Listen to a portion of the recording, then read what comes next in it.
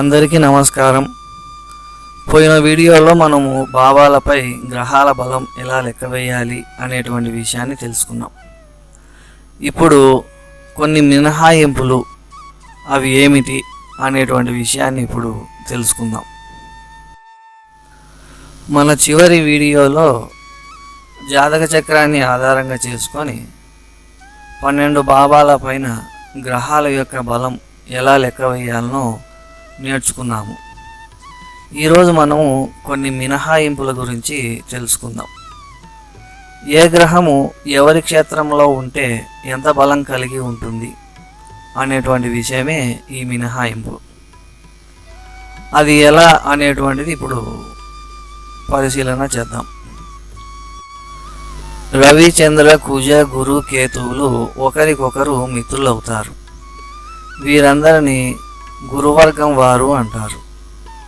శని, బుధ, శుక్ర, రాహువులు ఒకరికొకరు మిత్రులవుతారు. వీరందరినీ శనివర్గం వారు అంటారు.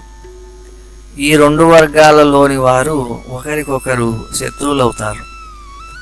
శత్రుస్థానంలోని గ్రహము 50% ఫలితాలనే ఇవ్వగలదు. మిత్రస్థానంలోని గ్రహము 75% ఫలితాలని ఇవ్వగలదు.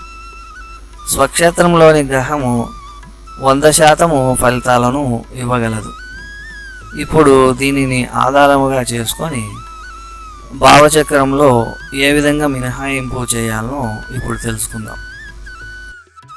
ఇక్కడ ఉదాహరణగా ఇవ్వబడిన జాతక చక్రాన్ని పరిశీలన చేయండి.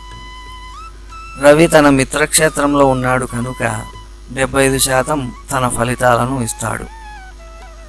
చంద్ర, కుజ, శని, బుధ, శుక్రులు వీళ్ళంతా శత్రుక్షేత్రంలో ఉన్నారు కనుక 50% మాత్రమే తమ ఫలితాలను ఇస్తారు. గురువు తన స్వక్షేత్రంలో ఉన్నాడు కనుక 100% ఫలితాలను ఇస్తాడు. ఈ విధంగా 12 భావాలపైన గ్రహాల యొక్క బలం ఎలా ఉంటుందో ఈ మినహాయింపు ద్వారా మనం ఇప్పుడు తెలుసుకుందాం.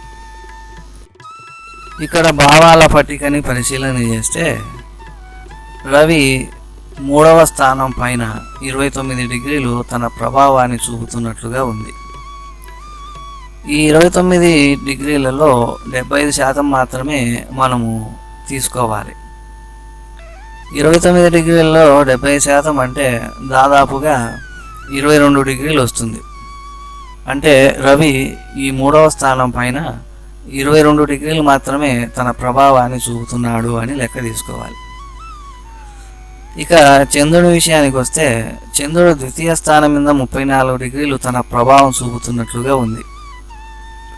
ఇక ఈ 34 డిగ్రీలకు మినహాయింపు చేస్తే 17 డిగ్రీలు వస్తుంది.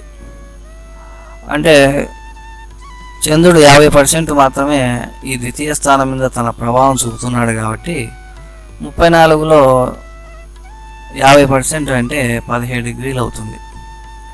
ఇక గురువు విషయానికి వస్తే గురువు స్వక్షేత్రంలో ఉన్నాడు కనుక తాను ఏ భావాలని ఎంతెంత ప్రభావం చూపుతున్నాడో వాటిని యథాతథముగా తీసుకోవలసి ఉంటుంది. ఇక మిగిలిన గ్రహాలని మీరు పరిశీలన చేసి తెలుసుకోండి. ఈ వీడియోని ఇంతటితో ముగిస్తున్నాను. మరిన్ని విషయాలతో తర్వాతి వీడియోలో కలుసుకుందాం. మీకేవైనా సందేహాలుంటే మా ఈమెయిల్ అడ్రస్కు పంపగలరు. సెలవు.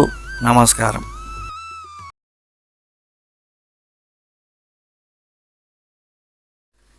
ఈ వీడియో నచ్చితే మా ఛానల్ని లైక్, షేర్, సబ్స్క్రైబ్ చేయండి.